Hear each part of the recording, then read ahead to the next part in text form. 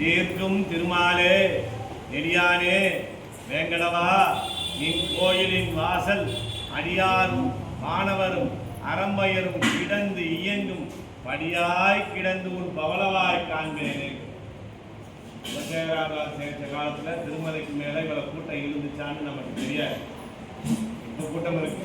அந்த 24ஆம் தேதி ticket open ஆகிறப்ப எடுக்காட்டி அடுத்த 3 மாதம் கழிச்சு நமக்கு டிக்கெட் கிடைக்குன்னு சொல்லுவோம். அப்பயே அப்ப அந்த கூட்டம் இருந்திருக்கு. என்ன சொல்றாரு? அடியாரும் மாணவரும் அறம்பயரும் கிடந்து இயங்கும்னா அங்க ஏழை பணக்காரன் உயர்ந்தவன் தாழ்ந்தவங்கிற வேறுபாடே இல்லை.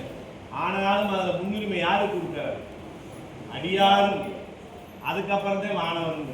அடியாரும் மாணவரும் அறம்பயரும் கிடந்து இயங்கும்னாங்க. ஒருத்தருக்கு ஒருத்தர் இடிச்சுக்கிட்டு போனாங்க. கிடந்து இயங்கும் படியாய் கிடந்து உன் பவளவாய் காண்பேன். படியாவே இருக்கின்றார்.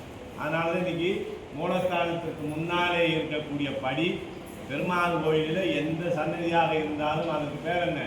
குலசேகர படி அப்படின்னு சொல்லியிருக்கிறாங்க. அந்த நிலையில நம்ம செடியாய வல்வினைகள் தீர்க்கும் நெடுமாலே நெடியானே வேங்கடவா நின் கோயிலின் வாசல் அடியாரும் வானவரும் அறம்பயரும் கிடங்கு இயங்கும் படியாய் கிடங்கும் பவளவாய் காண்பேன். அந்த அளவுக்கு எப்போதும் பகவானை சேவித்துக் கொண்டே இருக்க வேண்டும் நிலையில் நம்ம செடியாய்